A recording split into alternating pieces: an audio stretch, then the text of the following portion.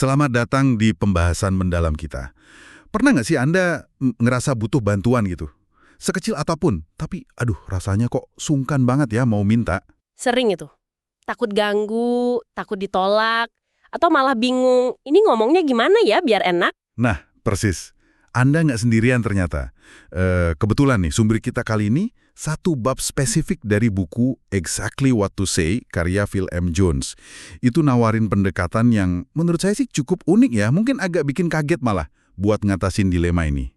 Oh, buku itu lagi ya? Yang tentang magic words. Iya, betul. Kita bakal fokus banget nih ke bab 22, judulnya A Favor, atau ya, meminta bantuan. Misi kita kali ini, kita mau bedah bareng strategi spesifiknya. Gimana sih cara minta tolong yang katanya efektif banget, pakai kata-kata tertentu, di waktu yang pas. Buku ini kan nekenin ya, kita tuh jarang bisa sukses sendirian. Butuh dukungan orang lain. Jadi, mari kita gali nih, gimana sih bab ini ngajarin kita caranya dapat dukungan itu? Siap ya? Kita mulai aja yuk. Oke, yang langsung bikin saya tertarik dari bab ini, yaitu tadi, gagasan intinya, agak gimana ya, berlawanan sama intuisi kita biasanya. Intinya tuh gini, kita bisa dapat persetujuan orang buat bantu, bahkan sebelum kita kasih tahu bantuan apa yang kita minta. Hah? Serius? Gimana caranya itu? Kayak sulap aja. Bukan sulap, hehe, tapi lebih ke psikologi komunikasi. Bab ini ngeklaim ada momen-momen kunci sama frasa-frasa tertentu yang bisa mancing kecenderungan alami orang buat setuju bantu. Ini nyambung ke konsep magic words di buku itu ya kan? Kata-kata spesifik yang dirancang buat hasilin respons tertentu. Dapat persetujuan sebelum tahu permintaannya. Wah, kedengerannya nekat juga ya. Terus, gimana cara kerjanya? Bab ini kasih contoh nggak? Dia pakai situasi yang umum lah, minta referensi pelanggan. Nah, disebutin tuh ada 3 alasan utama kenapa orang sering gagal dapat referensi. 1, males. 2, nggak tahu kapan waktu yang pas buat nanya. 3, nggak tahu caranya nanya.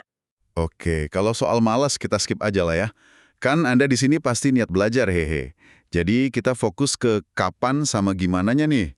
Kapan sih waktu emasnya buat minta tolong ini? Nah, ini dia. Menurut buku ini, momen kuncinya itu spesifik banget. Pas banget ketika seseorang bilang terima kasih ke kita. Oh, pas bilang terima kasih. Kenapa harus saat itu? Penjelaskannya. Ini ada kaitannya sama rasa berhutang budi atau indebtedness istilahnya.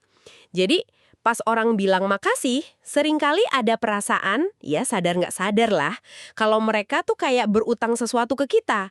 Entah karena bantuan atau layanan yang baru kita kasih. Nah, perasaan ini, sekecil apapun itu, bikin mereka lebih reseptif lah sama permintaan bantuan. Jadi terima kasih itu bukan cuma basa-basi ya, tapi kayak sinyal psikologis gitu. Betul, sinyal buat kita bertindak. Gitu logikanya di bab ini. Oke. Jadi timingnya pas setelah dengar terima kasih. Sip. Terus bagian gimananya? Ini yang katanya pakai magic words tadi kan? Penasaran banget nih, gimana sih rangkaian kalimatnya bisa bikin orang setuju padahal belum tahu diminta apa? Nah, iya. Di sini nih rangkaian kata-kata spesifiknya main. Buku ini ngasih skripnya detail banget, langkah per langkah. Dan katanya sih, penting buat ngikutin urutannya persis biar efek psikologisnya dapat. Oke, siap. Kita bedah nih langkah-langkahnya. Langkah pertama pas kita dengar terima kasih, kita harus ngomong apa? Langkah pertama kita tanya gini, Anda tidak keberatan kan bantu saya sedikit? Atau kalau versi Inggrisnya, you couldn't do me a small favor, could you? Coba perhatiin deh struktur kalimatnya. Iya ya, itu pertanyaan negatif. Anda tidak keberatan kan? Betul, secara psikologis, pertanyaan negatif itu cenderung lebih susah dijawab tidak. Ditambah lagi ada kata sedikit, itu bikin kesannya ringan, nggak bakal ngerepotin. Nah, sumber ini ngeklaim, kalimat ini hampir pasti dijawab setuju. Atau paling nggak, ya bersyarat lah, kayak tergantung bantu apa dulu nih. Jadi ini magic word lagi beraksi ya. Pertanyaan negatif plus kata sedikit. Oke, menarik. Terus abis mereka bilang, ya atau tergantung, langkah berikutnya apa? Langsung to the point minta referensi gitu? Belum. Langkah kedua ini juga pakai pendekatan yang unik. Kita lanjutin dengan, Anda kebetulan tidak kenal, atau you wouldn't happen to know. Loh, negatif lagi? Iya, negatif lagi. Tapi tujuannya beda dikit. Ini kayak ngasih tantangan alus gitu. Pas kita nyiratin kalau mereka tuh mungkin nggak kenal seseorang, secara naluriah, orang tuh pengen buktiin kalau kita salah. Pengen nunjukin, oh ya kenal lah. Ini mancing otak mereka buat mulai nyari-nyari nama. Wah, ini kayak reverse psychology ringan ya. Bikin mereka jadi pengen buktiin kalau mereka bisa bantu. Cerdik juga ya. Oke, jadi setelah Anda kebetulan tidak kenal, lanjutannya apa? Langkah ketiga, kita perjelas skalanya. Hanya satu orang. Just one person. Kenapa spesifik satu orang? Biar nggak kebanyakan mikirnya kali ya. Tepat. Biar permintaannya terasa konkret, gampang dicerna, nggak berlebihan. Minta satu orang tuh jauh lebih enteng di proses otak daripada kalau kita minta, ada kenalan nggak? Ini bikin tugas nyari di kepala mereka jadi lebih terarah, lebih ringan rasanya. Masuk akal, masuk akal. Permintaan spesifik dan kecil emang lebih gampang dipenuhin. Oke, jadi Anda kebetulan tidak kenal hanya satu orang, terus apa lagi nih? Langkah keempat, kita kasih kriteria buat si satu orang ini. Seseorang yang, ya sama seperti Anda. Nah, ini fungsinya ada dua. Penting nih menurut buku ini. Oke, apa aja tuh? Pertama, ini mempersempit pencarian mereka ke orang-orang yang profilnya atau kebutuhannya mirip sama orang yang lagi ngobrol sama kita. Jadi, referensi yang kita dapat harapannya lebih relevan, lebih berkualitas. Kedua, ini tuh pujian terselubung. Oh iya ya, sama seperti Anda. Iya, itu secara nggak langsung ngakuin kualitas positif orang itu. Bikin mereka ngerasa baik, jadi lebih termotivasi buat bantu. Jadi sambil nyari target yang pas, sambil muji dikit. Efisien juga ya. Oke, jadi lengkapnya, Anda kebetulan tidak kenal. Hanya satu orang. Seseorang yang sama seperti Anda. Tinggal dikaitin ke permintaan intinya ya. Benar banget. Langkah kelima, kita kaitkan langsung sama pengalaman positif yang baru aja mereka syukuri tadi. Bakal dapat manfaat juga dari sebutin manfaat spesifik yang baru mereka syukuri. Misalnya nih, kalau mereka tadi makasih karena kita bantu selesaikan masalah X, ya kita bilang aja bakal dapat manfaat dari solusi masalah X, kayak yang baru aja Anda rasain. Oh, jadi relevan banget ya. Mereka baru aja ngerasain untungnya, jadi lebih gampang ngebayangin orang lain yang butuh juga. Iya, lebih kebayang gitu. Oke, jadi kalau dirangkai semua, Anda tidak keberatan kan bantu saya sedikit? Anda kebetulan tidak kenal, hanya satu orang, seseorang yang sama seperti Anda, bakal dapat manfaat juga dari manfaat spesifik, gitu ya kira-kira. Terus katanya ada langkah terakhir yang krusial banget. Iya, langkah keenam. Dan ini penting banget kata penulisnya. Terus, diam. Then, shut up. Diam. Iya, diam. Setelah kita lempar pertanyaan lengkap tadi, kasih jeda. Jangan ngomong lagi, jangan coba-coba ngisi keheningan yang mungkin muncul. Biarin aja mereka mikir. Kasih waktu buat otak mereka proses permintaan itu dan nyari nama yang pas di database mental mereka. Wah, ini biasanya bagian paling susah nih. Diem pas lagi ngobrol, tapi di sini malah jadi kunci ya. Justru itu, kalau kita malah ngomong terus, bisa-bisa buyar konsentrasi mereka, malah nggak dapat nama. Oke. Coba kita rangkum bentar strukturnya. Mulai dari pertanyaan negatif buat dapat komitmen awal. Nggak keberatan bantu sedikit. Terus tantangan halus, kebetulan tidak kenal. Spesifikasi yang gampang, cuma satu orang. Pujian terselubung plus relevansi, kayak Anda, manfaat X. Terus diakhiri dengan diem. Ini benar-benar kayak rangkaian langkah yang dirancang banget ya secara psikologis. Bukan asal nanya. Persis.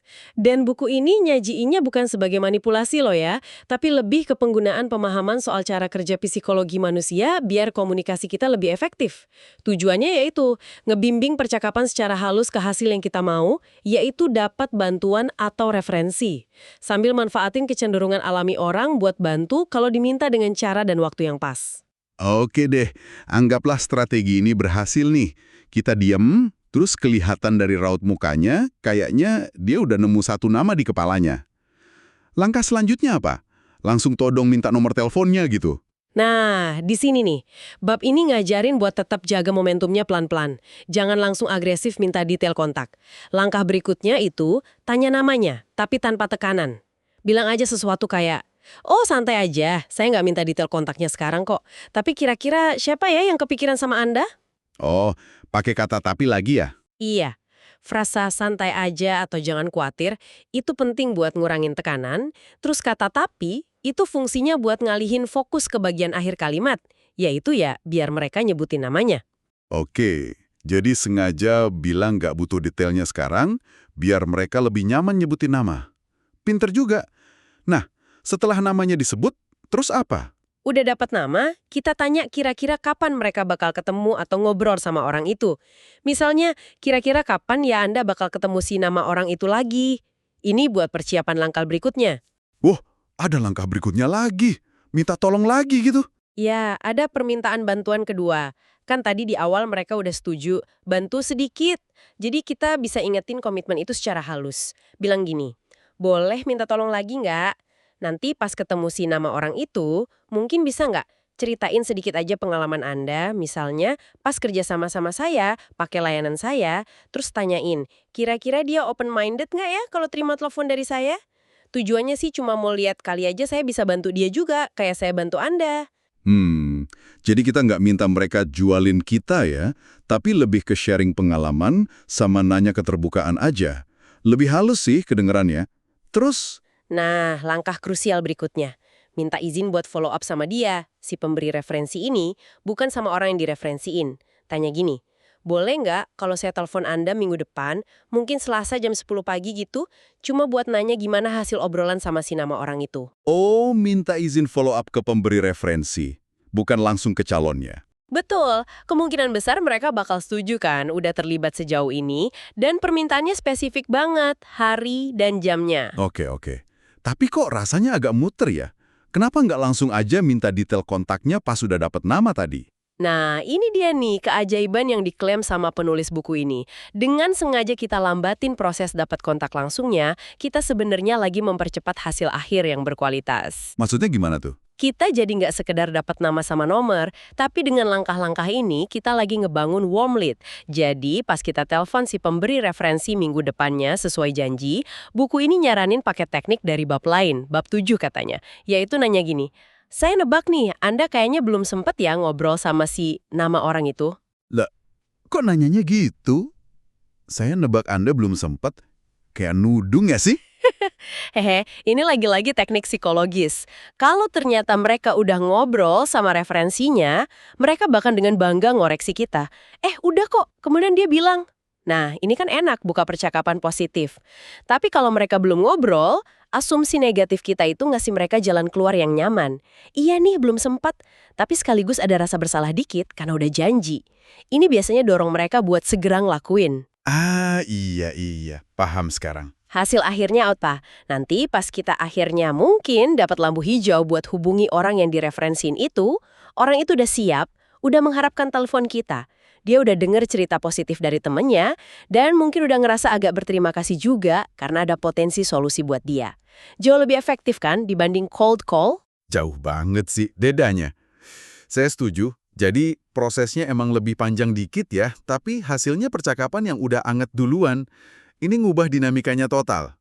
Buat Anda yang dengerin, pendekatan terstruktur ini kayaknya emang butuh latihan ya. Tapi potensi buat dapat bantuan atau referensi yang beneran berguna kayaknya gede banget. Dan penting buat ingat juga, seperti yang disiratin di buku ini, teknik ini nggak cuma buat minta referensi bisnis aja loh. Prinsip dasarnya bisa diterapin di banyak situasi lain. Oh ya bener juga.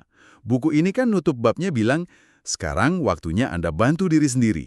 Dan lihat semua hal yang bisa Anda minta dari orang lain, dapetin komitmen mereka, bahkan sebelum mereka tahu apa permintaannya. Ini kayak ngajak kita mikir lebih luas ya. Betul. Coba deh Anda renungin bentar, di area mana nih dalam hidup Anda, personal atau profesional, pendekatan minta favor kecil ini bisa kepake. Mungkin pas butuh bantuan teman buat pindahan rumah, atau minta tolong kolega buat nge-review proposal penting, atau hal sepele di rumah mungkin. Prinsip intinya kan sama aja, dapetin komitmen awal buat bantu, pakai pertanyaan pembuka yang pas, nggak mau keberatan bantu sedikit, sebelum kita ungkap detail permintaannya.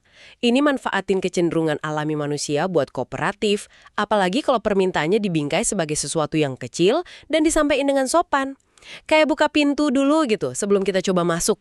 Jadi kalau kita tarik benang merahnya nih dari bab 22 Exactly What to Say ini, buat Anda, inti sari utamanya apa ya?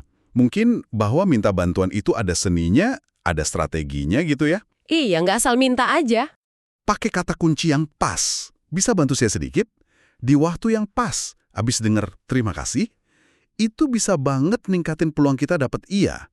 Contoh referensi tadi, ngasih blueprint langkah demi langkah yang detail banget dari awal sampai akhir. Jadi, ya apa artinya semua ini buat Anda dalam prakteknya sehari-hari? Nah, ini mungkin satu pemikiran terakhir buat Anda bawa pulang yang nyambung banget sama obrolan kita barusan. Seringkali, kita ragu minta tolong itu bukan karena orang lain nggak mau bantu, tapi karena kita sendiri yang takut. Takut ngerepotin, takut ditolak. Iya, takut kedengeran aneh mungkin. Bab ini kayak ngasih tahu kalau ketakutan itu mungkin bisa diatasi pakai strategi yang tepat. Coba deh Anda pikirin sekarang, bantuan kecil apa yang mungkin dampaknya lumayan besar buat Anda yang selama ini belum Anda minta. Jangan-jangan bukan karena orang lain nggak mau, tapi karena Anda belum tahu aja gimana cara mintanya yang efektif dan nyaman, kayak kerangka yang baru aja kita diskusikan dari bab 22 ini. Sesuatu buat direnungkan ya. Terima kasih banyak sudah menyimak pembahasan mendalam kita kali ini. Semoga strategi minta favor dari buku Exactly What to Say ini ngasih Anda perspektif baru dan ya, alat praktis lah yang bisa dicoba. Sampai jumpa lagi.